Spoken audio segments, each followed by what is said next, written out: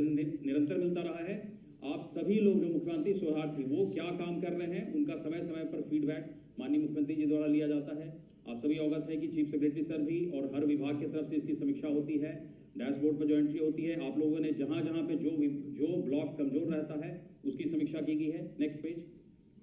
इसमें माननीय महोदय ये बताना चाहूंगा कि जो 33 जो हमारे जो खास तौर पे जो उपलब्धि हासिल की गई है उसमें जो मार्च 22 में स्थिति ये थी कि केवल हमारे जो 50 से अधिक ब्लॉक में केवल 33 आउट ऑफ 75 इंडिकेटर केवल 33 इंडिकेटर में 50 से अधिक ब्लॉक ऊपर थे। मगर आज मार्च 23 में हमारे 50 से अधिक ब्लॉक जो उसमें 63 इंडिकेटर में 50 से अधिक ब्लॉक राज्य के औसत से ऊपर हैं। इसके अलावा 7 इंडिकेटर्स में सभी आकांक्षात्मक विकास खंडों में सुधार हुआ और 50 इंडिकेटर्स में 70 से अधिक विकास खंडों में सुधार हुआ है। इसकी एक हम लोगों ने एनुअल ईयर बुक और जो वार्षिक प्रतिवेदन है उसको भी आज माननीय मुख्यमंत्री जी के आशीर्वचन से आज उसका विमोचन किया जाएगा और जिसको कि हम लोग अलग अलग ब्लॉकों में जो सभी जनपदों में और अन्य प्रदेशों में भी इसको भेजेंगे जिससे कि इसका लाभ अन्य जगहों पे भी उठाया जा सके। नेक्स्ट सर, इसमें जो आज आपके कर कमलों से सर जो जिन लोगों ने बहुत उत्कृष्ट कार्य किया है उन विकास खंडों में विष्णुपुरा कुशीनगर को 2 करोड़ रुपए की धनराशि उनको प्रोत्साहन स्वरूप दी जाएगी जो कि क्रिटिकल फंड की तरह जो उसके मार्ग निर्देश हैं उसी के तहत उसको खर्च कर सकेंगे। इसी तरह से सर जो अलग अलग जो 5 थीम है उसमें अलग अलग विकास खंडों ने जिन्होंने सबसे अच्छा सराहनीय कार्य किया है सर उनको 60 लाख रुपीस की धनराशि दी जाएगी। नेक्स्ट सर, इसमें ये बताना चाहूंगा कि हम लोगों ने जो सर 1 साल में प्रगति हासिल की सर सभी विभागों के सहयोग से, उसके बाद सर उसको कंटिन्यू कर रहे हैं सर और मार्च 23 से जो सामने स्थिति है सर सामने प्रदर्शित है मार्च 22, मार्च 23 और जून 23 सर, तो पिछले 3 माह में भी सर उसी मोमेंटम को सर हम लोगों ने बनाए रखने के लिए सर ये जो 5 आपके ऊपर में सर सबसे 5 जो ब्लॉक जो अच्छा प्रदर्शन कर रहे हैं जालौन, विरनो, गाजीपुर, राजीपुर, फर्रुखाबाद, नवाबगंज फर्रुखाबाद और कोतवाली बिजनौर सर, और उसी तरह से सर डेल्टा स्कोर में भी लगातार सर प्रयास किया जा रहा है कि ये लोग आगे भी इसी मोमेंटम को सर बनाए रखें। नेक्स्ट सर, इसमें सर कुछ इंडिकेटर्स है, ज्यादातर इंडिकेटर्स में सर 1 साल में ही प्रगति हासिल की गई सर। अब जो बाकी इंडिकेटर्स है जहां पे थोड़े अभी पिछड़े रह गए थे सर उसमें भी प्रदेश के एवरेज से सर उसको आगे बढ़ने की का प्रयास किया जा रहा है। जैसे कि सर जो गर्भवती माताएं हैं सर उनमें से कितने लोगों के द्वारा सप्लीमेंट्री न्यूट्रिशन लिया जा रहा है सर, उसमें भी सर स्टेट एवरेज से अब केवल 2 ब्लॉक सर मात्र पीछे रह गए हैं। उसी तरह से सर जो कुपोषित बच्चे और सर जो अंडरवेट चिल्ड्रन है सर उनमें भी काफी अच्छी प्रगति की गई है सर, और जहां सर केवल 56 ब्लॉक ऐसे थे सर जो अंडरवेट चिल्ड्रन में पीछे थे सर, आज के डेट में केवल 16 ब्लॉक रह गए हैं। इसी तरह की स्थिति सर जो खास तौर पे ऐसे इंडिकेटर्स जहां पर कि मार्च 23 तक में हम लोग पिछड़े थे उन सभी में सर प्रगति सुनिश्चित की जा रही है। नेक्स्ट सर, इंस्टीट्यूशनल डिलीवरी में भी सर अब जो आप प्रतिशत सर जो 67.2 था सर स्टेट एवरेज सर 66.11 था, जो इन ब्लॉकों का प्रतिशत 67.2 था सर, इसमें भी सुधार हुआ है सर और अब 70.4 मुख्यमंत्री शोधार्थी को भी डिलीवरी हो रही है। इसी तरह से सर गोल्डन कार्ड जो सर आपकी बहुत सर्वोच्च प्राथमिकता प्राप्त कार्यक्रमों में से है सर, उसमें भी सर कितने फैमिलीज को कवर किया गया है उसमें भी अच्छा सुधार हुआ है सर। पिछले 3 महीनों में भी करीब 7% का सुधार इसमें हुआ है सर। नेक्स्ट इसी तरह से सर मुद्रा लोन सर वित्तीय पोषण में भी सर किस तरह से लोगों को जोड़ा जाए और उनमें हम अपने ब्लॉकों को अन्य ब्लॉकों की तुलना में आगे निकालें सर, ये प्रयास किया जा रहा है सर।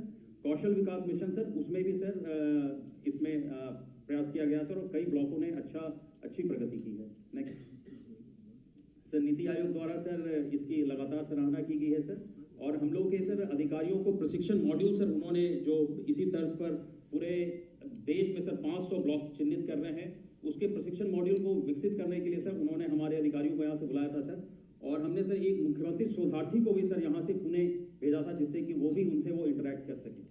इसके अलावा सर मास्टर ट्रेनर्स के प्रशिक्षण के लिए भी सर उन्होंने विभाग से सहयोग प्राप्त किया है सर, और अभी उनके द्वारा भी सर हर प्रदेश में और हमारे प्रदेश में भी सर लीडरशिप मॉड्यूल पे सर इसमें प्रशिक्षण कार्यक्रम प्रारंभ किया जाएगा। नेक्स्ट सर, आपका सर इसमें 21 अक्टूबर को सर इन्हीं शोधार्थियों को आपने सर इसी हॉल में टैबलेट वितरण किया था सर, और ये सभी सर शोधार्थी आपके बहुत बहुत आभारी हैं।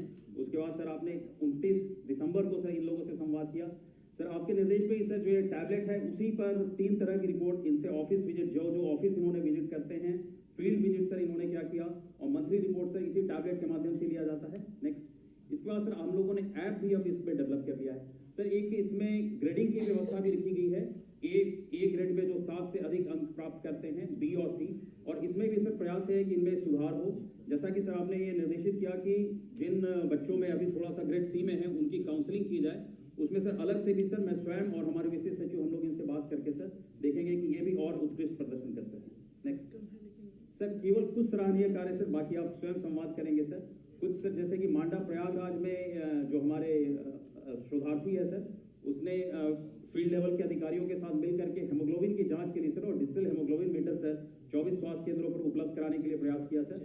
बाकीगंज खीरी में सर हमारे शोधार्थी ने वहां पर पहले 10 में से 6 बंद हो गए थे सर प्रसव सुविधाएं उपकेंद्र, उनको सर पुनः रीस्टार्ट करवाया सर।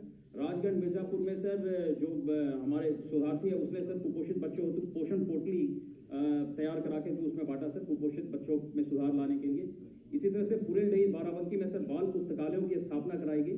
कैंपियरगंज गोरखपुर में सर शोधार्थी ने एलईडी टीवी और प्रोजेक्टर युक्त स्मार्ट क्लासों की व्यवस्था की स्थापना के लिए सर प्रयास किया। बांसगांव गोरखपुर में सर बहुत अच्छा प्रयास किया सर, महिलाओं को स्वरोजगार के किस तरह से स्वरोजगार से जोड़ा जाए और एलईडी बल्ब लाने में सर उसके विक्रय में भी सर सहयोग प्रदान किया। नेक्स्ट इसी तरह से निंदूरा बाराबंकी में सर गोआश्रय स्थल पर ही सर साथ में ही उसमें तालाब था सर पास में ही समीप में, तो उसको सर उससे जोड़ करके तालाब का निर्माण और उसके ऊपर कुक्कुट पालन का भी सर प्रयोग किया जा रहा है। इसके अलावा सर ईसानगर लखीमपुरी में कौशल विकास मिशन में के अंतर्गत सर अधिक से अधिक युवाओं को जोड़ने में महत्वपूर्ण भूमिका निभाई सर। कोतवाली बिजनौर में सर बॉक्सा जो जनजाति है सर उसके जो 164 आवासहीन परिवार है सर उनको मुख्यमंत्री आवास दिलाने में सर इन्होंने साथ में मिल करके काम किया सर। नजीबाबाद बिजनौर में सर सीएसआर के अंतर्गत 1 ग्रामों में सोलर पावर प्लांट की स्थापना कराने में सहयोग किया सर। बनियारा महाराजगंज में सर लोगों को जागरूक करके किस तरह से प्रधानमंत्री फसल बीमा से आच्छादित किया जाए उसमें इन्होंने काम किया। सलतुआपुर गोपालपुर बस्ती में सर ग्राम सभा की भूमि का समतलीकरण के फूलों की खेती को बढ़ावा दिया है सर यहाँ पर।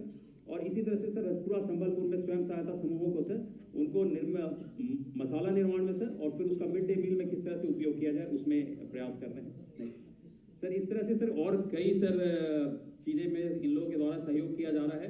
बीच बीच में सर मार्गदर्शन को मिलता रहता है सर, आपके आशीर्वचन से और भी सर ये बेहतर प्रयास करेंगे। एक सर अभी जो 2 दिन का ये जो कार्यक्रम आयोजित हुआ था उसमें ऐप भी सर जो अभी ये फील्ड की रिपोर्टिंग करते थे उसको ऐप फॉर्म में भी हम लोगों ने यूनिसेफ के सहयोग से, और यूनिसेफ के मैं आभारी हूँ, इन लोगों के सहयोग से सर हम लोगों ने इस ऐप को विकसित किया है। तो मैं समझता हूँ सर अभी तक जो इन लोगों ने कार्य किया है उसमें सही है और आगे भी सर आपके मार्गदर्शन और इसमें सर और ये लोग अच्छा प्रयास करेंगे सर। मैं इस पुनः सर इस आयोजन के लिए सर और आपके द्वारा सर अपने व्यस्तम समय में से समय निकाल करके हम लोग सबका मार्गदर्शन देने के लिए सर मैं बहुत बहुत आभारी हूँ। धन्यवाद सर। आज के धन्यवाद विस्तार से जानकारी देने के लिए। मंच पर आसीन है माननीय वित्त एवं संसदीय कार्य मंत्री माननीय श्री सुरेश कुमार खन्ना जी। हम उनसे अनुरोध करेंगे कि आज के इस अवसर पर अपने विचारों से हमारा मार्गदर्शन करने की कृपा करें।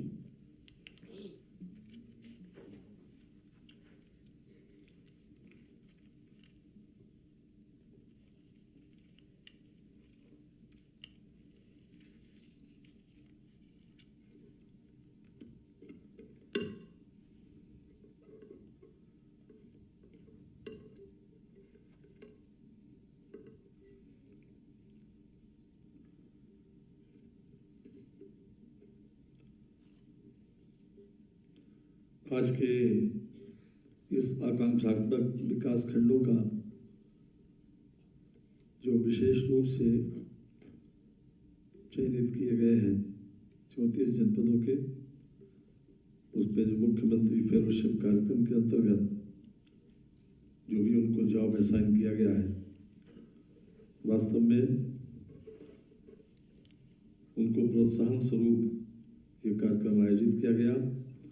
मंचासीन उत्तर प्रदेश के शिखर पुरुष यशस्वी मुख्यमंत्री आदरणीय योगी आदित्यनाथ जी, मुख्य सचिव श्री DS मिश्रा जी, IDC श्री मनोज सिंह जी, हमारे श्री प्लानिंग सेक्रेटरी और इस कार्यक्रम को विशेष रूप से देख रहे श्री आलोक कुमार जी और यहाँ पर उपस्थित सभी सम्मानित बहनों और भाइयों। हमारे प्रधानमंत्री अटल बिहारी वाजपेयी जी ने एक नारा दिया था, जय जवान जय किसान जय विज्ञान। हालांकि इसके पहले आदरणीय लाल बहादुर शास्त्री जी ने जय जवान जय किसान को विशेष रूप से आगे बढ़ाया था और अटल जी ने उसको विज्ञान के साथ जोड़ा और माननीय प्रधानमंत्री मोदी जी ने उसको अनुसंधान के साथ जोड़ा।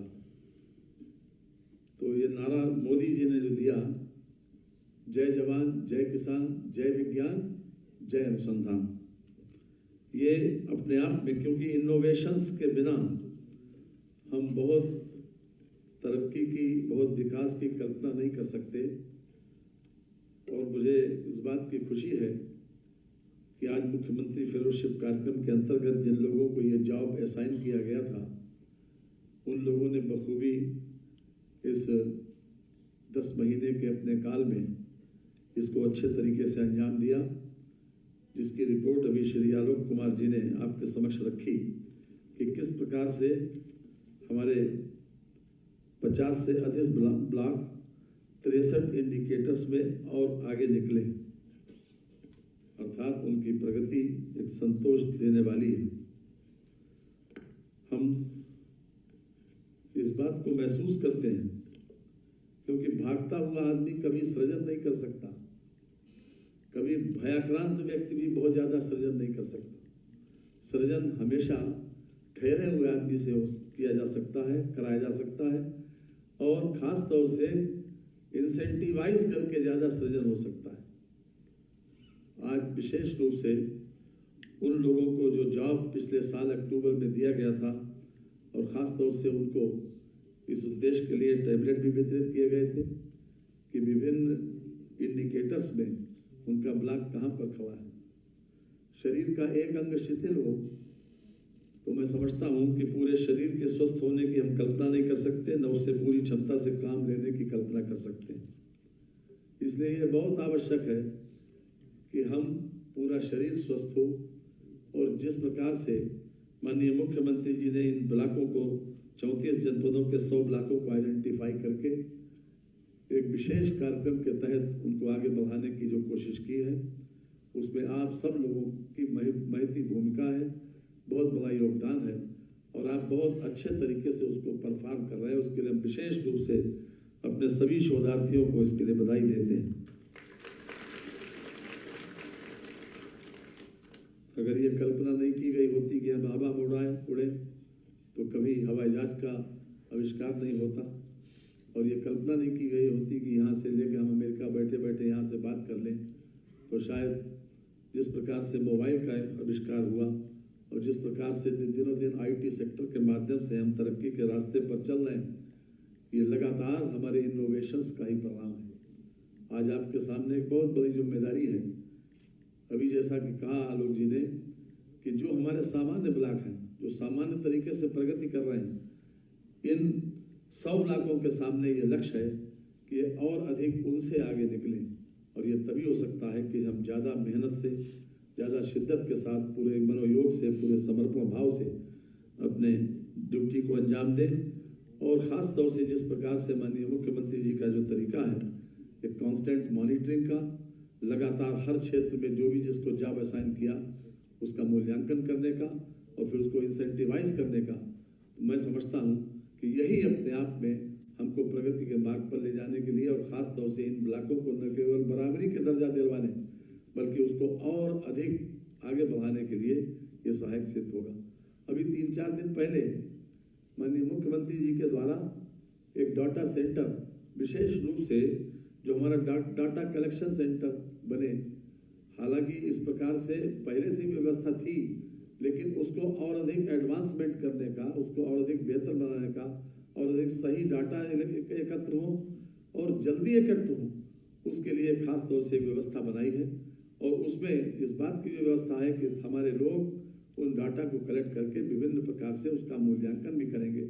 हम कहाँ किस स्थिति में पहुँचे हैं उसका भी मूल्यांकन, और किस स्थिति में पहुँचने वाले हैं उसका मूल्यांकन, और हमारे सामने जो लक्ष्य है क्या है उसको अचीव करने का हम एक टारगेट उनको दे सकते हैं उस डाटा के आधार के ऊपर। नीति आयोग का जो हमारे लिए कमेंट है, मैं समझता हूँ कि हमारे लिए बहुत ज़्यादा प्रेरणादायक है। हमको इंस्पायर करने वाला है। इसलिए आज के इस अवसर पर मैं विशेष रूप से अपने शोधार्थियों को भी बधाई भी देता हूँ और उम्मीद भी करता हूँ कि जिस शिद्दत के साथ जिस मनोयोग से वो लगे हैं और अधिक परिश्रम करके जो जिम्मेदारी उनको दी गई है, जो डिफरेंट इंडिकेटर्स में उनको आगे निकलने की बात कही गई है, उसमें और अधिक समर्पण भाव से वो काम करेंगे और बेहतर परिणाम देंगे। बहुत बहुत धन्यवाद।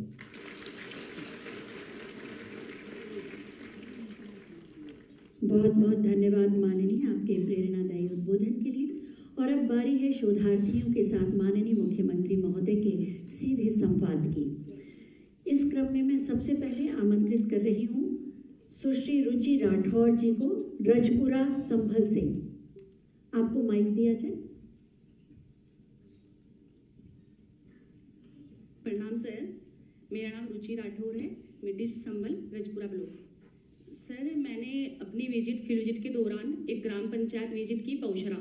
सर, मैंने वहाँ पौशरा में देखा कि कुछ महिलाएं स्वयं सहायता समूह के अकॉर्डिंग ऑर्गेनिक खेती में काम कर रही थी। ऑर्गेनिक खेती के जरिए काम करते करते उनको मैंने देखा सर, वो हाथ की मोमबत्ती से उन पैकेटों को पैकिंग करती थी और उनको क्रय करती थी और फिर विक्रय करती थी और उनको फिर वो अपने मसाले जो थे उसको सुखाकर, मिर्ची को हरी मिर्च लगाते थे, उसको वहीं पर सुखाकर 2-3 दिन तक उसको सर वो उसके जो होकल हाथ वाली मशीन होती थी उसमें पीसते थे। तो मैंने देखा पैकेट पे सर FSI नंबर नहीं था। मैंने सर तुरंत बीडीओ सर को अवगत कराया। बीडीओ सर ने कहा ठीक है, हम चलते हैं आपके साथ और फील्ड विजिट के दौरान संज्ञान लेंगे और फिर इसको FSI नंबर दिला के अगर कहीं इस तरह से ऑर्गेनिक खेती के अकॉर्डिंग कोई बढ़िया चीज़ हो रही है और आपके जरिए हमें अवगत कराया जा रहा है तो हम क्यों ना इसको आगे बढ़ाएं। तो सर बीडीओ सर गए, फिर उन्होंने देखा सब कुछ अच्छा था फील्ड में और पूरी खेती में हम घूमे। मिर्च ऑर्गेनिक खेती, उनके पास थोड़ी गायें हैं, उसी का वो गोबर डालते हैं उस खेती में।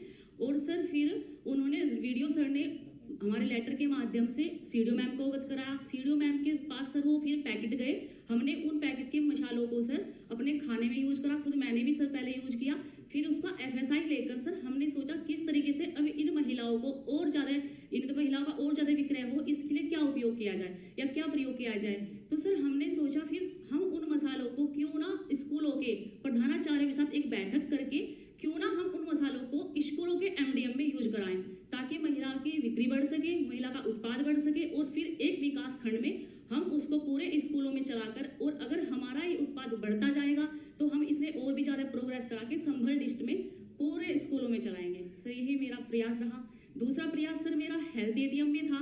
मैंने देखा सर कि मेरे ब्लॉक में हेल्थ ATM पास हुआ था।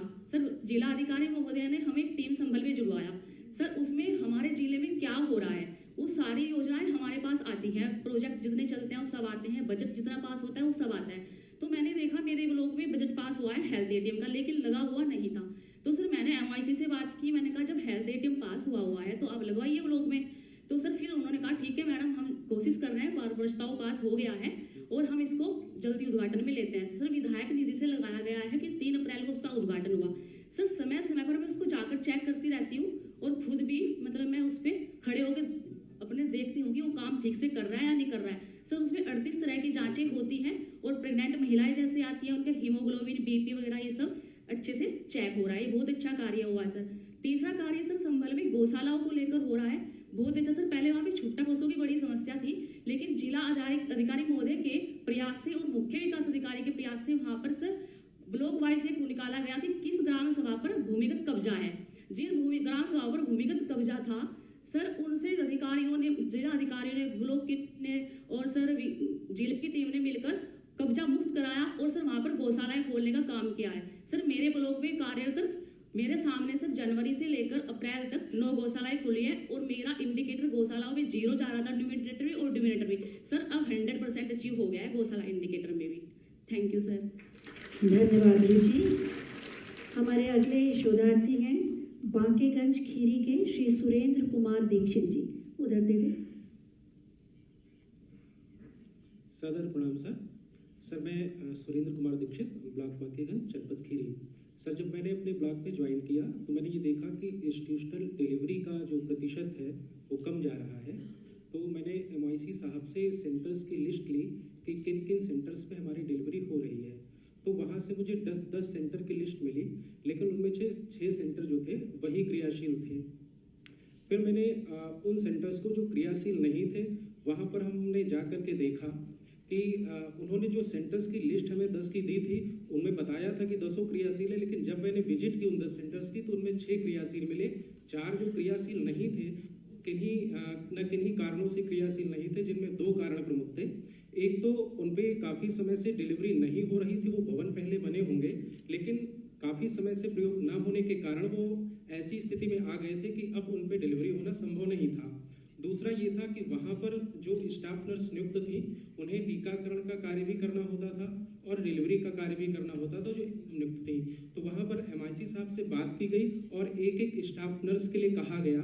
2-3 स्तर की वार्ता के बाद में जब मैटर CMO सर के संज्ञान में आया तो उन्होंने उन पर नियुक्त कर दिया, लेकिन अब भी समस्या थी कि उन पर डिलीवरी हो कैसे, क्योंकि उन केंद्रों की स्थिति ऐसी नहीं है। और जो MIC साहब के पास में जो फंड होता है वो CMO और प्रधान के खाते से निकलता है, तो उसमें कुछ समस्याएं आ रही थी। उनके पास में फंड जो होता था वो 1 लाख के अंदर का होता था।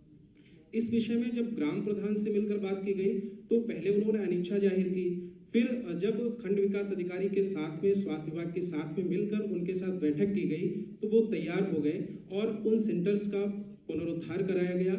उसके बाद में वहाँ पर जो है अभी तक कुल मिलाकर 180 डिलीवरी हो चुकी हैं। एक जो केंद्र है जिस पर 2018 तक 50 से 80 डिलीवरी प्रतिमाह होती थी, वो हमारे बाकीगंज खीरी का अलीगंज सब सेंटर है। किसी कारणवश वहाँ की जो एनम थी उनको ट्रांसफर कर दिया गया था, फिर वो सेंटर बंद हो गया था। इस जब से शुरू कराया गया तो वहाँ अब प्रतिमाह 30 से 32 डिलीवरी हो रही है। सर ये कार्य मेरा रहा है। Thank you sir. धन्यवाद सुरेंद्र जी। और अब हम आमंत्रित करेंगे सल्टुआ गोपालपुर बस्ती के श्री शिव कुमार जी को। नमस्ते सर, मेरा नाम शिव कुमार है। मैं सल्टुआ गोपालपुर बस्ती में CM पद पे कार्यरत हूँ। सर, खंड विकास में जब मैंने ज्वाइन किया तो एक ग्राम पंचायत हमारा पड़ता है सेमो। वहाँ पर जब मैंने विजिट किया तो पंचायत भवन के बगल में मैंने देखा कि 10 से 12 बीघे जमीन ऐसी थी कि जिसमें कोई कार्य नहीं हो रहा था, वो जो है उसका कोई यूज नहीं हो रहा था। तो वहाँ पर जब मैंने देखा तो मैंने प्रधान से भी बात किया और वहाँ पर जब मैं अपने खंड विकास अधिकारी को भी मैंने सूचित किया कि सर वहाँ पर कोई जो जमीन है उसका कोई उपयोग नहीं हो रहा है। तो हमारे खंड विकास अधिकारी जी ने कहा कि आप जाइए उन महिलाओं, जो हमारे समूह की महिलाएं हैं, उनसे आप संवाद स्थापित करिए कि वो क्या काम करना चाहती हैं। तो सर मैंने ग्राम पंचायत का जब मैंने विजिट किया तो वहाँ मैंने समूह की सारी महिलाओं को जो है पंचायत भवन पे इनवाइट किया कि आप आइए और देखा जाए कि क्या बेहतर किया जा सकता है। तो चूंकि सर वहाँ हमारा जो अयोध्या जी है वो नज़दीक होने की वजह से हमारी समूह की दीदियाँ और महिलाओं ने ये कहा कि हम फूलों की खेती करना चाहते हैं। तो सर हम अयोध्या में आए और जो वहाँ के व्यापारी थे उनसे भी मैंने बात किया कि कैसे बेहतर हो सकता है। तो उन्होंने भी इच्छा जाहिर की कि अगर फूलों की खेती अगर आप करवाते हैं तो वहाँ हम आपको मार्केट एक प्रोवाइड कर देंगे, इससे कोई दिक्कत नहीं होगा। तो सर विगत जो है माह में हमने जो है मार्च माह में हमने वहाँ पर गेंदे और गुलाब की जो है फूलों की खेती कराई सर। और वहाँ पर सर जो हमने 120 महिलाओं को लेके, जो हमारा 11 समूह की महिलाएं थी उनको लेके सर जब हमने फूलों की खेती कराई तो वहाँ पर 55 कुंटल हमारा जो है 11 बीघे में फूलों की खेती का उत्पादन हुआ सर। और उसको जब हमने मार्केट में लाया तो उससे सर हमारा 1,65,000 का जो है उनका आय का स्रोत हुआ। तो सर ये हमारे लिए एक अचीवमेंट था और इससे ये हुआ कि जो वहाँ की हमारी दीदियाँ थी, महिलाएं हमारी थी, उनके अंदर एक कॉन्फिडेंस हुआ कि नहीं अब हम भी कुछ कर सकते हैं। और इससे लेके सर अब हमारे पूरे जो है न्याय पंचायत एवं विकास खंड में जो हमारी समूह की महिलाएं दीदियाँ हमारी हैं वो और भी कार्य करने के लिए अब जागरूक हो रही हैं। तो उसके तहत अब हम लोग मशरूम की खेती भी अब कराने का प्रोविजन कर रहे हैं सर। ये हमारा अचीवमेंट था सर। बहुत बहुत धन्यवाद शिव कुमार जी। और अब हम आमंत्रित करेंगे सुश्री रुचि अवस्थी जी को, जो पूरे डले बाराबंकी से आई हैं। सादर प्रणाम सर। सर मैं डॉक्टर रुचि अवस्थी, बाराबंकी ब्लॉक पूरे डले। सर मैं ये बताना चाहूँगी कि मेरा ब्लॉक पूरे डले बाराबंकी का सबसे अंतिम ब्लॉक है और सर घाघरा से घिरा क्षेत्र होने के कारण यहाँ पर अवधि बोली जाती है। सर मैं जब गई तो सब किसी भी राष्ट्र के विकास और हमारे प्रदेश के लिए सबसे महत्वपूर्ण जो कड़ी है वो शिक्षा है। तो सर मैंने बहुत सारे इंडिकेटर्स पे काम किया है, लेकिन जिस पे मैंने बेसिक अचीव किया है जल्दी में सर, मैं वो बताना चाहूँगी कि सर बेसिक शिक्षा में हमारे क्षेत्र में यहाँ तक कि शिक्षक भी अवधि में ही बात करते हैं, जो कि बातचीत का तरीका आसान होता है। तो सबसे पहले सर मैंने उन लोगों से बातचीत करके विद्यालयों में मैं गई तो सबसे पहले मैं पुस्तकालय पूछती थी, क्योंकि साउथ में एक बार मैं एक कॉन्फ्रेंस में गई थी तो वहाँ प्रत्येक जगह पे पुस्तकालय होता था। तो उन्होंने मुझसे कहा कि मैडम फंड्स नहीं है, हम कैसे बनाएं। तो सर कॉम्पोजिट ग्रांट जो दिया जाता है स्टेट की तरफ से, सर उससे मैंने प्रयास करके, मेरे यहाँ सर 105 विद्यालय हैं और सर वर्तमान में 101 विद्यालयों में मैंने बाल पुस्तकालयों की स्थापना करवाई है, जिसका सर मैंने यहाँ पर फोटो वगैरह भी शेयर किया था। सर उसको देखकर निश्चित रूप में बहुत ही अच्छी अनुभूति होती है कि हमारे सर जिन विद्यालयों में बच्चे क्लासरूम में अकेले बैठकर पढ़ना पसंद नहीं करते थे, वहाँ पर बच्चे पुस्तकालय में बैठकर पढ़ते हैं, जिसके लिए सैटरडे का दिन हमने नो बैग डे के रूप में डिसाइड किया है। सर उस दिन बच्चे पढ़ते हैं। सर उसी के साथ मैंने एक और चीज़ को जोड़ा कि जब बच्चे लाइब्रेरी में रहेंगे, कुछ बच्चे वेट करेंगे क्योंकि लाइब्रेरी छोटी है, तो सर उसके लिए मैंने अंग्रेजी में बच्चों को इंट्रोडक्शन याद करवाया और उसके लिए सर मैंने स्मार्ट क्लासेस की मदद की और कुछ ऐप्स को टीचर्स से संपर्क किया। सर इसके लिए मैं दिसंबर माह से अभी तक यहाँ से आने से पहले भी मैं सर गूगल मीट के माध्यम से सभी टीचर्स को एक साथ जोड़ती हूँ, क्योंकि सारे टीचर्स सर कुछ मेरे ब्लॉक से 50-50 किलोमीटर दूर पर भी ग्राम पंचायतें हैं। तो सर उनसे संवाद स्थापित करते हुए सर मैंने बच्चों को अंग्रेजी, और सर ये बहुत खुशी और अच्छी अनुभूति की बात है कि सर हमारे विद्यालय के बच्चे मैक्सिमम 90% विद्यालयों में आप कभी भी भ्रमण करके ये चेक कर सकते हैं कि बच्चे अंग्रेजी में अपना इंट्रोडक्शन देने में सक्षम हुए, जिसके फलस्वरूप सर जिन विद्यालयों में बच्चे पहले पढ़ने नहीं आते तो उपस्थिति लगातार बढ़ रही है। और सर टीचर्स के साथ साथ जो अभिभावक हैं उनमें भी इस चीज़ को लेकर के काफ़ी वो है कि मैडम आपके आने के बाद जहाँ बच्चों को ABCD पढ़ना नहीं आता था, उसके बाद बच्चे अंग्रेजी में इंट्रोडक्शन दे पा रहे हैं। अभी हम लोग यही काम कर रहे हैं सर। इसके बाद कुछ हमने देवी संस्थान से भी बातचीत करके सर NGO के थ्रू भी बच्चों को सिखाने की कोशिश कर रहे हैं। सर दूसरा ये कि कॉम्पोजिट ग्रांट से जो सर पहले खर्च नहीं होती थी, पूरे डलई में छोटे छोटे काम जैसे वॉल पेंटिंग, सौर मंडल और इन सारी चित्रों को भी मैंने बनवाया है।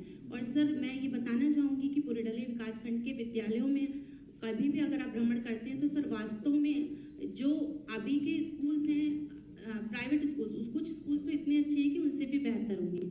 सर ये मेरा एक सारा निवेदन है। धन्यवाद रुचि। और अब बारी है सुश्री मोनिका देवी कोतवाली बिजनौर से। नमस्कार सर, मैं डॉक्टर मोनिका देवी कोतवाली बिजनौर से। सर मेरा जो उत्कर्ष कार्य में कहा जाएगा बिजनौर में 4 गांव हैं सर जो कोतवाली ब्लॉक में आते हैं, जनजाति वाले, बोक्सा जनजाति, बगनाला, बावनसराय, ढीकली, भूमिदान, ये 4 गांव आते हैं। इनमें भूमिदान जो कॉलोनी बनी हुई है वो पूरी सरकारी जमीन पर ही बनी हुई है। उसमें पहले उन लोगों को झोपड़ी बना के, जब मैं भ्रमण के दौरान मैंने देखा वो लोग झोपड़ी बना के रह रहे थे। कुछ के पास आवास बने हुए थे, वो भी सरकारी आवास से ही बने हुए थे, सरकारी फंड से। उनके पास इतना कोई साधन नहीं था। वो लोग कोट द्वार मजदूरी करने जाते हैं क्योंकि कोट द्वार उनके पास है। वहीं पे उनके पास स्कूल है, वो भी 10 किलोमीटर के दायरे में, टांडा माईदास में पड़ता है। तो वहाँ पे बातचीत हुई, मैंने ये सारी बात, जब मैं भ्रमण में गई बात हुई तो मैंने CDO सर और BDO सर से बात की। उन्होंने आंगनवाड़ी, वहाँ एक पास में ही जगह खाली थी, उस पर प्रस्ताव पारित होकर आंगनवाड़ी बन चुकी है। CDO सर ने उस आंगनवाड़ी का ऐसा निर्माण करा दिया कि प्री प्राइमरी स्कूल भी उसके सामने फैले, उसमें बच्चे आने लगे। और सबसे बड़ी समस्या फिर वहाँ आई कि हमारे पास मकान नहीं है, हम कैसे अपने बच्चों को मजदूरी से हटाएं। फिर उनको 164 मकान आज स्वीकृत हो चुके हैं, वो धीरे धीरे बन जाएंगे। आंगनवाड़ी बन चुकी है और आश्रम पद्धति बालिकाओं के लिए इंटर कॉलेज और डिग्री कॉलेज, उसमें श्री कपिल देव अग्रवाल जी भी वहाँ पे आए थे सर, उन्होंने ये देखा था। तो ये दोनों चीजें बनके तैयार हो चुकी हैं, उनका उद्घाटन कभी भी हो सकता है समय के साथ। और 164 मुख्यमंत्री आवास बनने की कगार पर। Thank you so much. धन्यवाद मोनिका जी। और अब आमंत्रित कर रहे हैं हम नजीबाबाद बिजनौर की सीमा देवी जी को।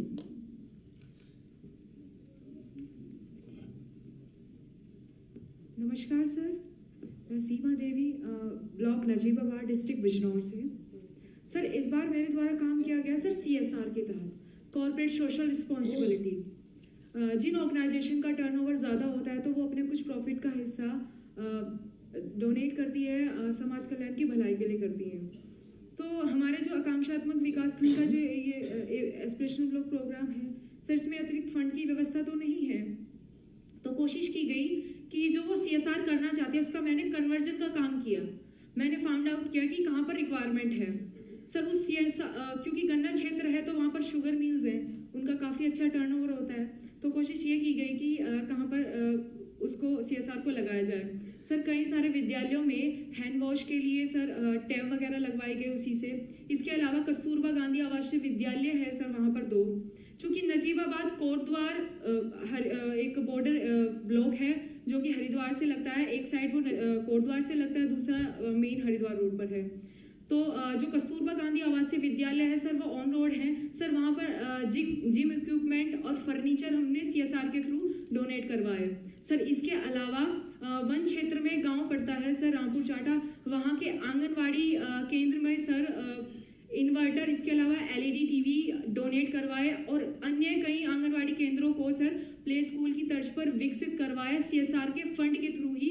और वहाँ पर टॉयज बच्चों के खेलने के लिए और फर्नीचर भी डोनेट करवाए CSR फंड से। इसके अलावा सर कुछ NGOs हैं जो कोटद्वार में हैं सर, उनकी हेल्प से मैं गांव के जो गरीब तबके के लोग हैं सर उनके साथ बैठकर संवाद किया और हमारे जो शासन की पॉलिसीज हैं सर उनको बताया, क्योंकि उनको पता भी नहीं था। जो बिल्कुल मजदूरी करते हैं उनके साथ बीच में बैठकर और साथ में जो उनके डाउट्स थे, जो समस्याएं थी सर, उनका सॉल्यूशन शासन द्वारा करवाया गया। धन्यवाद सर। धन्यवाद। शोधार्थियों ने अपनी बात माननीय मुख्यमंत्री महोदय के सम्मुख रखी। आपके प्रयासों से जो सफलता मिली उससे जगे आत्मविश्वास की चमक आप सबके चेहरे पर दिखाई दे रही थी। और अब बारी है आकांक्षात्मक विकास खंडों में जिन्होंने उत्कृष्ट कार्य किया उन्हें पुरस्कृत करने की। प्रोत्साहन धनराशि के माध्यम से मैं माननीय मुख्यमंत्री महोदय से अनुरोध करूंगी कि उन्हें ये पुरस्कार दें। इस क्रम में मैं सबसे पहले आमंत्रित कर रही हूँ ओवरऑल डेल्टा रैंकिंग के लिए विष्णुपुरा कुशीनगर की CDO सुश्री गुंजन द्विवेदी जी, BDO सुशील कुमार सिंह जी और शोधार्थी गरिमा गुप्ता जी 2 करोड़ रुपए की धनराशि इन्हें दी जा रही है।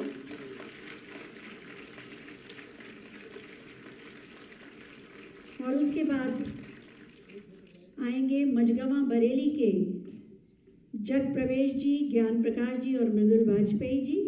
इन्होंने चिकित्सा पोषण के क्षेत्र में कार्य किया। 60 लाख रुपए की धनराशि।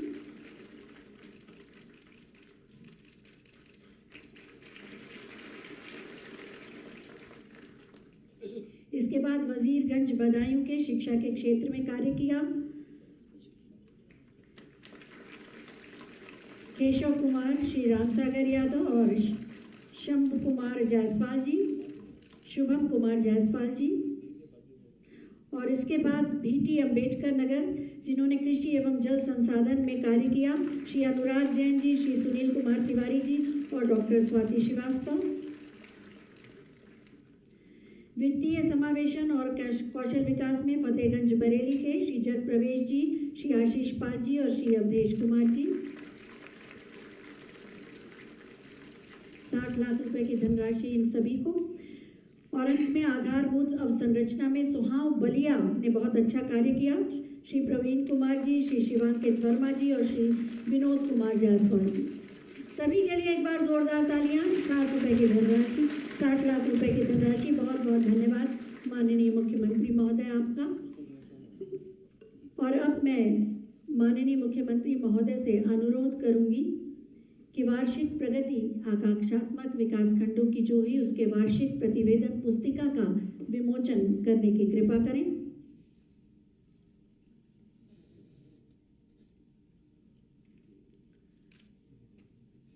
कैसे इस सीमित समय में कितना, जैसा कि माननीय आदरणीय प्रमुख सचिव महोदय ने भी बताया, प्रगति कैसे की इन 100 आकांक्षात्मक विकास खंडों ने, इसकी उपलब्धियों पर ये पुस्तिका। बहुत बहुत धन्यवाद माननीय मुख्यमंत्री महोदय।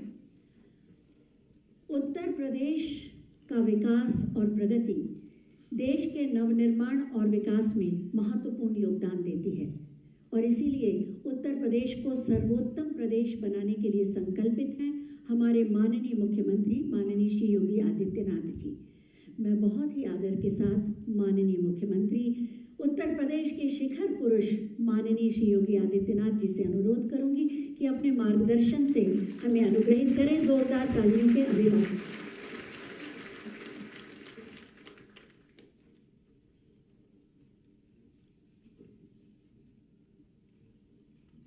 आकांक्षात्मक विकास खंडों में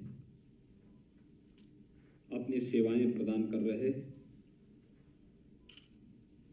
मुख्यमंत्री शोधार्थियों से संवाद के आज के इस कार्यक्रम में मंच पर उपस्थित प्रदेश के वित्त और संसदीय कार्य मंत्रालय के मंत्री श्री सुरेश कुमार खन्ना जी, प्रदेश के मुख्य सचिव श्री दुर्गा शंकर मिश्र जी, कृषि उत्पादन आयुक्त श्री मनोज कुमार सिंह जी, प्रमुख सचिव नियोजन श्री आलोक कुमार जी, प्रदेश सरकार के सभी वरिष्ठ अधिकारीगण, शोधार्थीगण और उपस्थित भाइयों बहनों, आज मुझे तीसरी बार आपसे संवाद बनाने का अवसर प्राप्त हो रहा है। आज का दिन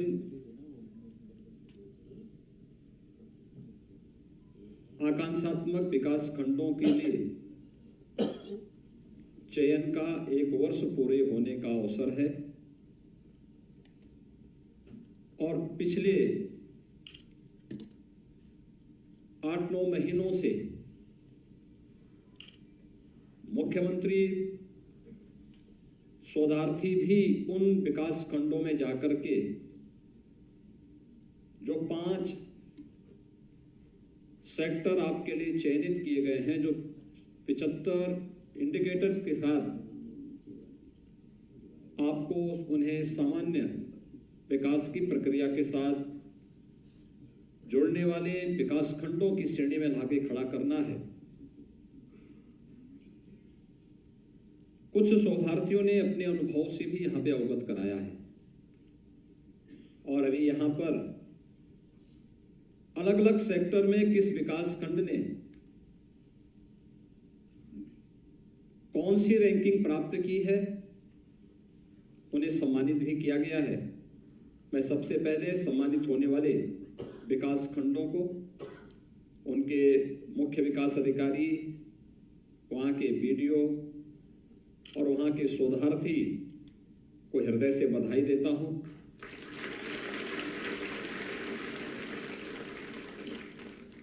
और यहां पर अपने सफलतम कहानी को भी कहने वाले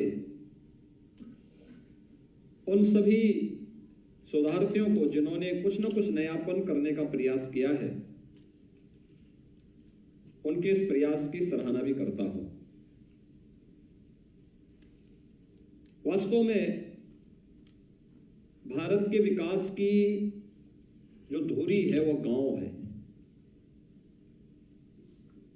ग्रामीण अर्थव्यवस्था जितनी सुदृढ़ होगी,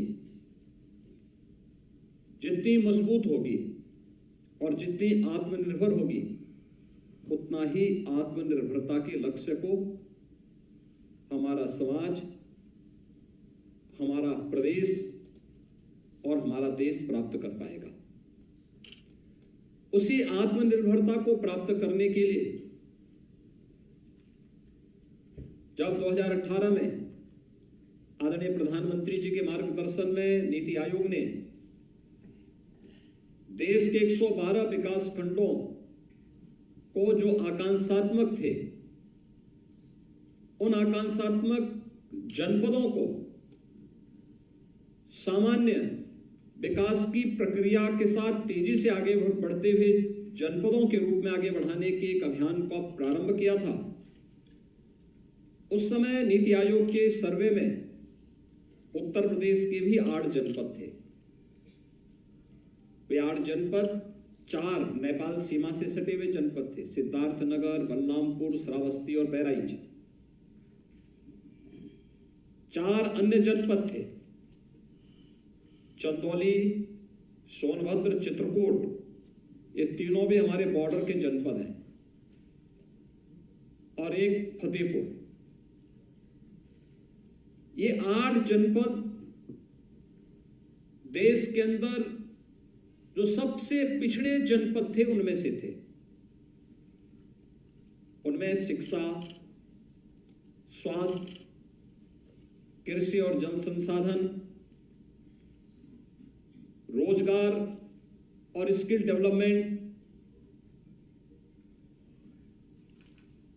फाइनेंशियल इंक्लूजन और इंफ्रास्ट्रक्चर में, यानी जो ये 6 क्षेत्र थे, इनमें ये जनपद पीछे थे।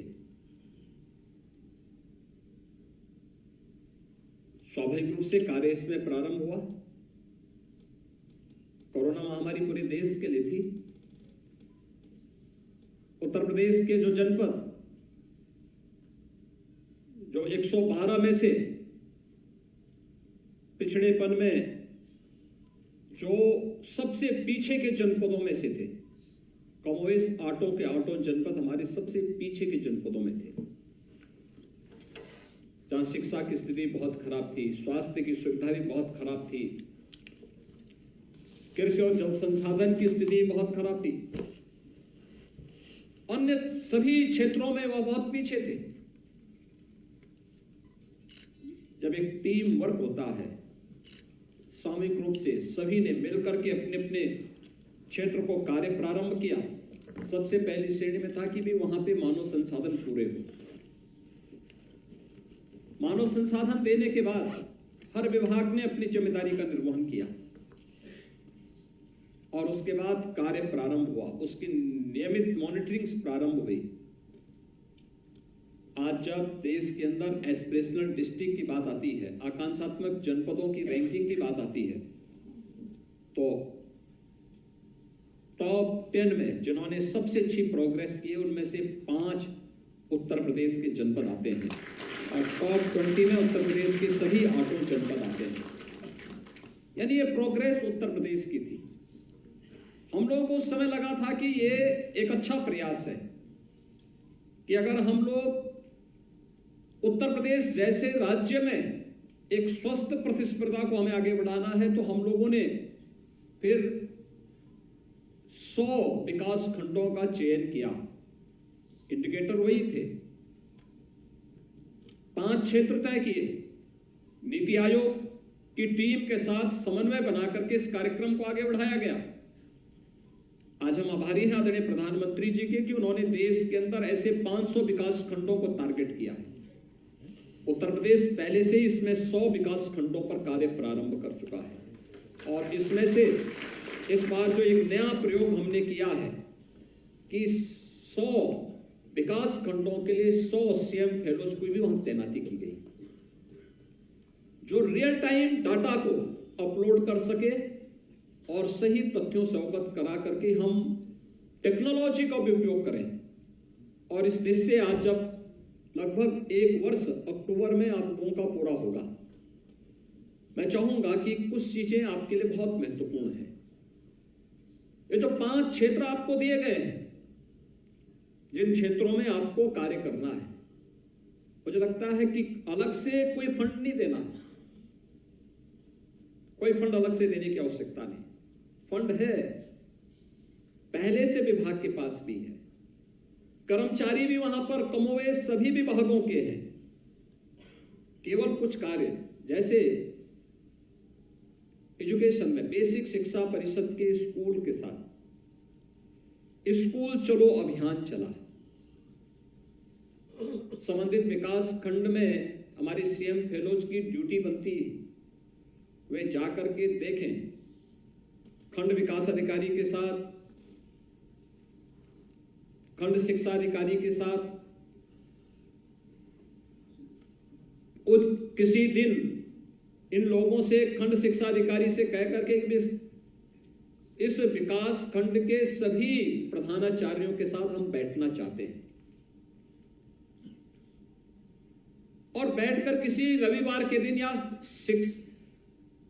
जिस समय विद्यालय न चल रहा उसके बाद में जाकर के किसी विद्यालय में या किसी विकासखंड मुख्यालय पर यह बैठक हो सकती है, और बैठक होकर के वहां पर उनके साथ बैठ करके उनसे कह करके कि स्कूल चलो अभियान में क्या हमने तय किया कि इस ग्राम पंचायत का कोई भी बच्चा स्कूल जाने से वंचित न रहने पाए, इसके लिए हमारा प्रयास क्या हुआ? क्या शिक्षक और अभिभावक की बैठक करवाई? क्या शिक्षक गांव के प्रत्येक घर में जाकर के उन्होंने घर में दस्तक दी कि आपके घर में कितने बच्चे हैं, वो स्कूल जा रहे हैं कि नहीं जा रहे हैं, जा रहे हैं तो कहां जा रहे हैं, नहीं जा रहे हैं तो क्यों नहीं जा रहे हैं? अक्सर एक चीज सुनने को मिलेगी, अरे साहब हम गरीब हैं कैसे पढ़ाएंगे। उनको बताने की आवश्यकता है कि आप गरीब हैं तो क्या बच्चे को भी गरीब रखना चाहते हैं? शिक्षा free, uniform free, bag books free, जूता मोजा फ्री, स्वेटर फ्री और मिड डे मील की व्यवस्था भी है। जब बताएंगे तो फिर उस बच्चे को स्वयं अपने साथ लेकर के स्कूल चले जाइए और फिर ड्यूटी लगाइए कि वो बच्चा घर में भी पहुंच जाए वापस। आदत डालेंगे, उसको अच्छा लगेगा वहां एक समूह के साथ खेलने में भी, पढ़ने में भी। और फिर देखो कि उस विद्यालय की स्थिति क्या है। ऑपरेशन कायाकल्प बेसिक शिक्षा परिषद ने चलाया था। क्या उस विद्यालय में पढ़े हुए पुरातन छात्र हैं कि नहीं? क्या उनके साथ आप बैठ सकते हैं? शिक्षक उनके साथ बैठ सकते हैं?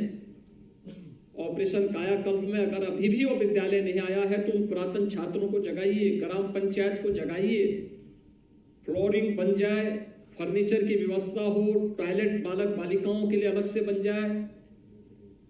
ये सुविधाएं अगर हम देते हैं, वहां पर स्वयं उनके सहयोग से करते हैं, उसके लिए उन लोगों को स्वयं भी इसके लिए तैयार करना है।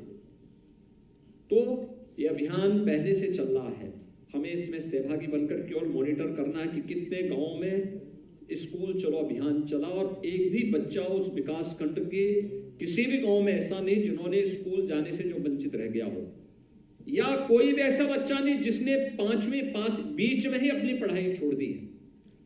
बीच का मतलब तीसरी से चौथी में गया, अब स्कूल नहीं जा रहा है, बच्चे का मन नहीं लग रहा है, उसके मन को लगाना है। क्योंकि स्वतंत्रता तो सबको अच्छी लगती है, लेकिन उसको अभी से शिक्षा के प्रति रुचि जागृत करनी पड़ेगी।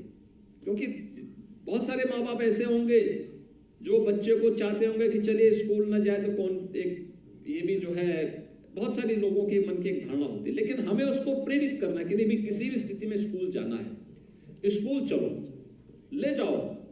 उसके लिए एक प्रेरक के रूप में शिक्षक को तैयार होना होगा, अभिभावकों को तैयार होना होगा, और उसके पीछे आपका योगदान बन सकता है। अक्सर होता है बालिकाएं बीच में स्कूल छोड़ देती, 5वीं पास किया उसके बाद स्कूल नहीं गए। अब 5वीं पास करके स्कूल नहीं गए तो नहीं जा सकती, आपको देखना होगा। हमने बालिकाओं के लिए कुछ व्यवस्थाएं दी है। मुख्यमंत्री कन्या सुमंगला योजना, बेटी के जन्म लेने पर, बेटी के विद्यालय में प्रवेश करने पर, बेटी के 6ठी क्लास में जाने पर, बेटी के 9वीं क्लास में जाने पर, हाई स्कूल की परीक्षा पास होने के बाद आगे कोई भी ITI या कोई सर्टिफिकेट कोर्स या कोई डिप्लोमा कोर्स या आगे जो भी कार्य किसी उससे जुड़ना चाहती है, इसके लिए भी व्यवस्था दी गई है। हम ये भी पूछ सकते हैं, क्या ये बेटियां स्कूल क्यों नहीं जा रही हैं? क्या स्कूल में कोई दुर्व्यवहार तो नहीं करता है? क्या ऐसा तो नहीं कोई भेदभाव होता है? ऐसा तो नहीं कि उसके पास अन्य कोई संसाधनों का अभाव है? तो फिर कन्या सुमंगला योजना की राशि उस बेटी को क्यों नहीं मिल पा रही है?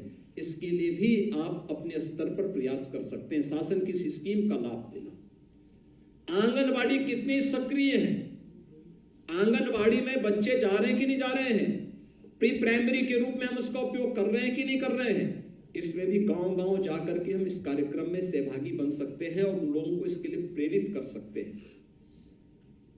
बच्चे बीच में स्कूल तो नहीं छोड़ रहे हैं, बालिकाएं स्कूल जो छोड़ने वाली उनको बोलो कि स्कूल आप जाएंगे तो आपको एक कन्या सुमंगला योजना की इतनी राशि मिलेगी, स्कॉलरशिप के रूप में। एक पूंजी हो जाएगी उसके पास, अच्छी खासी पूंजी हो सकती है। उसको बताइए, इसके बारे में बताना पड़ेगा। ये एक बड़ा कार्यक्रम होगा जिसको हम शिक्षा के क्षेत्र में प्रेरित करने का कार्य कर सकते हैं। ऐसे ही स्वास्थ्य के क्षेत्र में संचारी रोग उन्मूलन के लिए सरकार के साल में 3 बार कार्यक्रम चलते हैं। 3 कार्यक्रम 3 बार चलते हैं, हर 4 महीने में 1 बार कार्यक्रम चलता है। इसमें याद रखना, संचारी रोग के उन्मूलन का सबसे पहला सूत्र है स्वच्छता।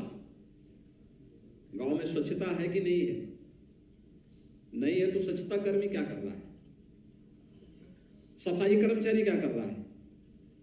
अगर वह भी नहीं है तो हम गांव के लोगों को तो बोल ही सकते हैं, ग्राम प्रधान को भी बोल ही सकते हैं, ग्राम प्रधान के पास भी निधि है, या गांव के लोगों की बैठक भी कर सकते हैं कि भाई बीमारी आएगी तो गांव के लोग ही तो चपेट में आएंगे। क्या गांव के लोग सभी मिलकर के अपने गांव को साफ नहीं कर सकते? लोगों के मन में भाव पैदा होना चाहिए, उसे एक जन आंदोलन का रूप लेना चाहिए। प्लास्टिक नहीं उपयोग करना चाहिए। शादी ब्याह में कप, गिलास, प्लेट, थर्माकोल, इन सभी को, प्लास्टिक हो या थर्माकोल है, इसका उपयोग नहीं करना चाहिए। पत्तल का उपयोग करें या फिर जो परंपरागत बर्तन है उनका उपयोग करें। अगर हम पहले स्वच्छता के बारे में लोगों को बोले। दूसरा, सरकार का ट्यूबरक्लोसिस उन्मूलन का एक बृहद कार्यक्रम चल रहा है और आदरणीय प्रधानमंत्री जी ने 2025 तक देश को टीबी से मुक्त करने के एक बड़े अभियान को लिया है। फ्री में उपचार है और जो चिन्हित टीबी पेशेंट है, हर गांव में बोले ना, ग्राम प्रधान को या बेसिक शिक्षा परिषद के स्कूल के शिक्षक को या किसी अन्य व्यक्ति को कि भाई ट्यूबरक्लोसिस का कोई व्यक्ति है, पहले तो उसकी जांच कराना, और अगर वह व्यक्ति है उस व्यक्ति को चिन्हित करके हॉस्पिटल में ले जाना, हॉस्पिटल में फिर उसको दवा भी दिलवाना, नियमित रूप से दवा ले, इसके सेवन के लिए उसको प्रेरित करना, और सरकार उसके लिए पैसे की व्यवस्था भी करती है। हर महीने उसको एक निश्चित राशि भी मिलती है जिससे वो कोई पौष्टिक आहार खा सके। इसकी व्यवस्था के लिए हम एक बड़ा कार्यक्रम चला सकते हैं। आप घोषणा कर सकते हैं कि मेरा विकासखंड ट्यूबरक्लोसिस से मुक्त हो गया है।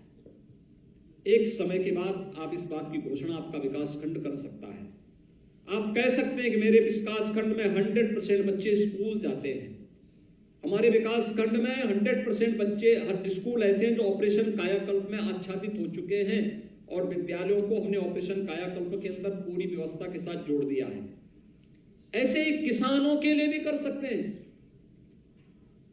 बैठ सकते हैं किसानों से जुड़े हुए, जो वहां पर कृषि विभाग से जुड़े हुए अधिकारी होंगे, उनके साथ बैठने की आवश्यकता है, उनके साथ बात करनी चाहिए। क्या क्या स्कीम है आपकी, बताइए क्या कर रहे हैं, किसान इसके सीधे लाभ कैसे ले रहा है, कैसे इसका लाभ ले सकता है। किसान सम्मान निधि में किसान वास्तव में पात्र है तो उसको किस निधि का लाभ क्यों नहीं मिल पा रहा है? किसान सम्मान निधि में हर चौथे महीने प्रत्येक किसान के खाते में 2000 रुपए प्रधानमंत्री जी के द्वारा उपलब्ध करवाए जाते हैं। हम देखें ना अपने विकास खंड में कितने ऐसे किसान हैं।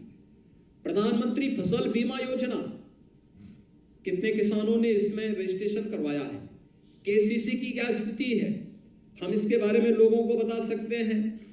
और अगर आपके उस विकास खंड में कोई इंटर कॉलेज है, कोई डिग्री कॉलेज है, वहां साइंस है, केमिस्ट्री की लैब होगी, बायोलॉजी की लैब होगी, आप वहां बोलिए ना उन बच्चों को, उस स्कूल के प्रबंधन से, गवर्नमेंट का स्कूल है, उनसे बोलिए कि इसमें थोड़ा सा और सहयोग वे लोग कर लें तो वहां पे सॉइल हेल्थ की भी लैब के रूप में उसका इस्तेमाल किया जा सकता है। कृषि विभाग के लोगों के साथ उनका संबंध जोड़िए, उनको बोलिए कैसे आप इस कार्यक्रम को कर सकते हैं। ये सभी चीजें उनको, और फिर फसलों की विविधता एक किसानों की आमदनी को बढ़ाएगी। सब्जी की खेती उनकी आमदनी को बढ़ाएगी, बागवानी उनकी आमदनी को बढ़ाएगी। हमें ऐसे कौन से तरीके अपनाने हैं जो कम खर्चे में अच्छा उत्पादन किसान को उपलब्ध करवा सकता है। कृषि विभाग के लोग इसके लिए तैयारी करें, इसमें हम कर सकते हैं। हर विकास खंड में फाइनेंशियल इंक्लूजन में, वित्तीय समावेशन में हम लोग वहां पे रोजगार मेला लगा सकते हैं और इसके लिए हम बीडीओ से बोले, सीडीओ से वो बात करें और फिर उनसे बात करें कि बैंकर्स के साथ बैठक करके हमारा प्रयास होना चाहिए कि हर तीसरे महीने कोई ना कोई बैंक एक रोजगार मेला लगे उस विकास खंड के युवाओं के लिए या उस विकास खंड के अन्य लोगों के लिए। उसका सेक्टर चिन्हित कर लीजिए आप, उसमें महिलाएं भी लोन लें, युवा भी लें, जो पहले से व्यापारी हैं वे लोग भी लें, और किस कार्य के लिए चाहिए उनको ये चिन्हित होना चाहिए। उसके लिए पहले से उसका ट्रेनिंग का प्रोग्राम चले, कुछ ना कुछ चले। वित्तीय समावेशन का कनेक्टिविटी को देखना चाहिए, कनेक्टिविटी की क्या स्थिति है, नहीं है तो संबंधित विभाग के साथ, सीडीओ के साथ बैठक करके बोलना चाहिए कि फलानी जगह जाने का रास्ता नहीं, पुल नहीं है, या फलाने कार्य की आवश्यकता है, फलाने भवन की आवश्यकता है। ये चीजें अगर आप वहां उनके साथ कोऑर्डिनेट करके इस कार्यक्रम को आगे बढ़ा लेते हैं, बहुत बड़ा कार्य हो सकता है। हर बार एक चीज को, लेकिन निरंतर भ्रमण करना होगा। विकास खंड के हर गांव में आपका प्रयास हो कि महीने में 30 दिन है, प्रयास होना चाहिए कि 30 दिन में कम से कम 30 ग्राम पंचायत तो आपसे कवर हुई हो। हमारा प्रयास होना चाहिए कि अगर ज्यादा गांव हैं तो हर ग्राम पंचायतें ज्यादा होंगी। हमारा प्रयास होगा कि अलग अलग बार हम अलग अलग गांव के अलग अलग मजरे में भी भ्रमण करें, देखें वहां की स्थिति क्या है, वहां की सामाजिक, वहां की आर्थिक, वहां की जैव पारिस्थितिकी क्या है, वहां की पर्यटन संभावनाओं को कैसे आप कैसे आप उसको आगे बढ़ा सकते हैं। अगर कोई देव मंदिर है, कोई तीर्थ स्थल है, वहां पे अच्छे गाइड हो, अच्छी व्यवस्था हो, उसका विकास हो, वहां की साफ सफाई की व्यवस्था के लोग स्थानीय स्तर पर प्रयास कर सके, बहुत सारे लोगों के लिए रोजगार का सृजन का भी एक माध्यम बनेगा।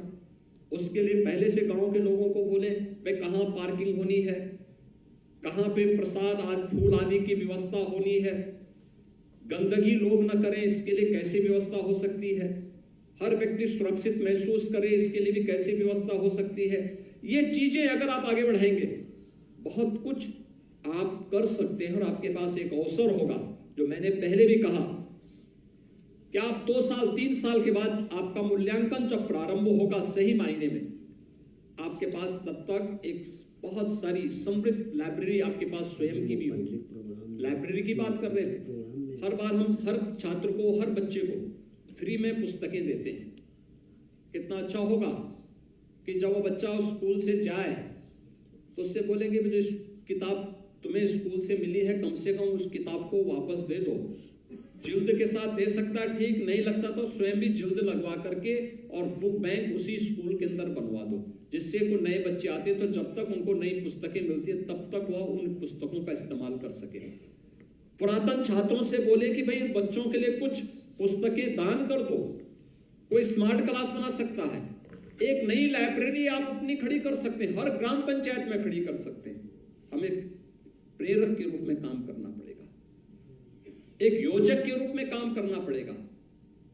एक योजक के रूप में अगर आप कार्य करना प्रारंभ करेंगे बहुत कुछ आप परिवर्तन ला सकते हैं। और मेरा मानना है 3 साल नहीं, मात्र 2 वर्ष में हम इन आकांक्षात्मक जनपदों को विकास की प्रक्रिया में स्टेट एवरेज से आगे बढ़ाने में सफल हो सकते हैं। कोई संदेह इसमें नहीं होना चाहिए, कोई संदेह नहीं होना चाहिए। कितनी स्कीम सरकार की, जो मैंने बोला ये सब सरकार की स्कीम पहले से चल रही है, केवल इनको जोड़ना है। सब कुछ स्कीम जमीन पर भी है, जोड़ने का काम नहीं हो पाता है, सबकी अपनी व्यस्तता है। उसमें अगर हम एक योजक के रूप में उनको आपस में जोड़ दें, एक समन्वय बना लें। कैसे हमने किया? इंसेफ्लाइटिस पूर्वी उत्तर प्रदेश में कुशीनगर जनपद की बात कर रहे हैं, सबसे ज्यादा इंसेफ्लाइटिस से मौतें कुशीनगर में होती थी, सबसे ज्यादा मौतें होती थी। योजनाएं थी लेकिन योजनाओं को सही ढंग से जमीनी धरातल पर उतारने की समस्या थी, नहीं उतर पाती थी। कागजों में से भी योजनाएं थी। हम लोग 2017 में सरकार बनी, और तब तक उस बीमारी को 40 साल हो चुके थे, और इन 40 वर्षों में उत्तर प्रदेश ने 50,000 से अधिक बच्चों को खोया है। लेकिन जैसे ही हमने अंतर विभागीय समन्वय से इस कार्यक्रम को आगे बढ़ाया, आज इंसेफ्लाइटिस समाप्त हो चुकी है। आज पूरे उत्तर प्रदेश में इंसेफ्लाइटिस समाप्त। मैं भी गोरखपुर गया था, मैंने वहां के डाटा लिए। जापानी इंसेफ्लाइटिस की केवल 4 मरीज आए थे, 2 की मौत हुई थी, उनमें से एक बिहार का था और एक महाराजगंज का था। अनुमान कर सकते हैं, 2 बच्चों की मौत, नहीं तो इस सीजन में वहां 500 से 600 बच्चों की मौत होती थी। ये चीजें दिखाती हैं कि थोड़ा प्रयास करेंगे, समाज खड़ा होता है साथ में, और हमें अपने को उस रूप में प्रस्तुत करना है और उसके साथ लिखने की भी आदत डालनी है। अच्छा, एक शोध प्रबंध आपका तैयार हो सकता है, अच्छा शोध प्रबंध आपका तैयार हो सकता है ग्रामीण व्यवस्था पर, संबंधित विकास खंड की सामाजिक, आर्थिक, भौगोलिक स्थिति के बारे में। उसका पहले उसके बारे में आप लिखिए, फिर वहां की चैलेंजेस क्या क्या हैं उनके बारे में, फिर उनका समाधान का रास्ता कैसे कैसे आपने निकाला है। देखिए, यह एक डॉक्यूमेंट होगा नियोजन विभाग के लिए भी, नीति आयोग के लिए भी, आने वाली पीढ़ी के लिए भी। और आप सब पढ़े लिखे हैं, आपको लिखने की भी आदत डालनी पड़ेगी। आपको टैबलेट इसलिए दिया गया है कि आपको बार बार किसी अन्य चीज की आवश्यकता ना पड़े, फटाफट अपने कार्यक्रमों को भी आगे बढ़ा करके आप लोग रुचि के साथ इस कार्यक्रम के साथ जुड़ सकें। और सरकार ने पहले ही कह रखा है, 3 साल के अपने इस पूरे टेन्योर को सफलतापूर्वक आगे बढ़ाइए। ये आपकी सबसे अच्छी ट्रेनिंग है। सरकार अपने विभागों में भी इस बात की फिर व्यवस्था करने जा रही है कि जो सफलतापूर्वक अपने टेन्योर को पूरा करेगा, अपना शोध प्रबंध भी प्रस्तुत करेगा। हम एज में रिलैक्सेशन के साथ साथ सरकारी नौकरी में भी फिर उनको यहाँ पर प्रदेश के अंदर वेटेज देने जा रहे हैं, और उसके लिए आपको अभी से अपनी तैयारी करनी चाहिए कि हमें अपने शोध प्रबंध को इसके साथ ही तैयार भी करना है।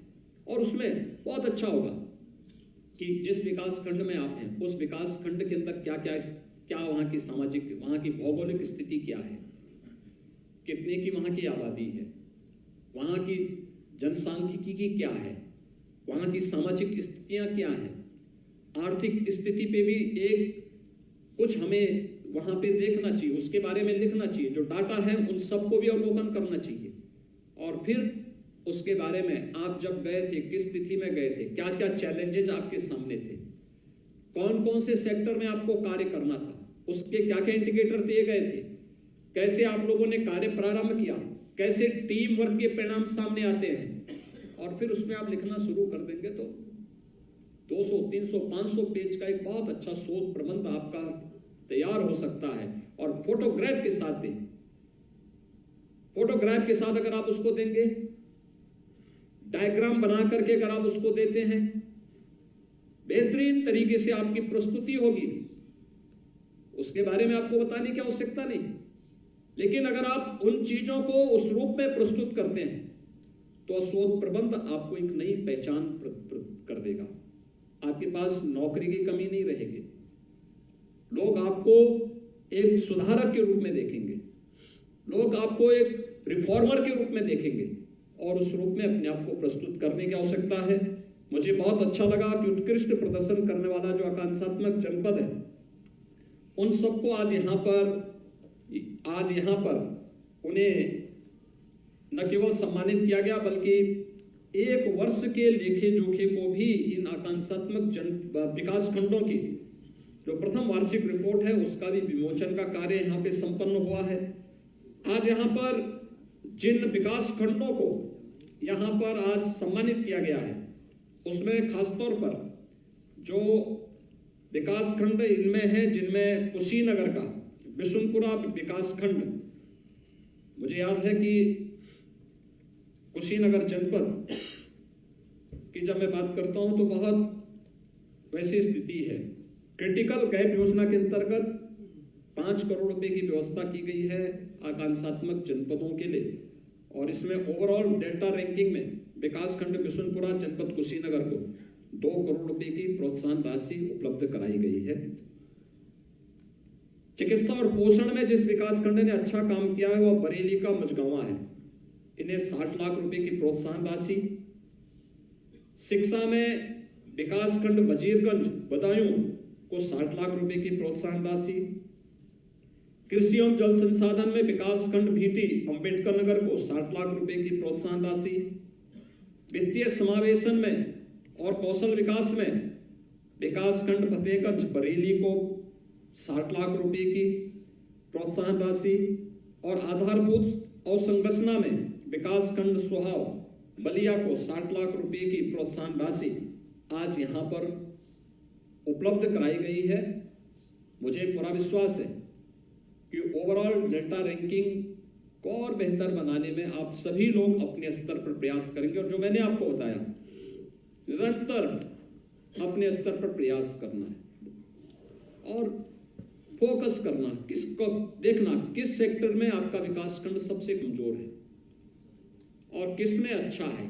दोनों में एक साथ अगर आप कार्य करना प्रारंभ करेंगे, अलग अलग माह के लिए अलग अलग टारगेट तय करने की कार्रवाई अगर आपके स्तर पर प्रारंभ होती है तो उसके बेहतर परिणाम होंगे। मुझे पूरा विश्वास है कि आपके सबके प्रयास से हम लोग जो विभाग 14 विभागों ने इस पे कार्य प्रारंभ किया है, हम सब लोग मिलकर के उत्तर प्रदेश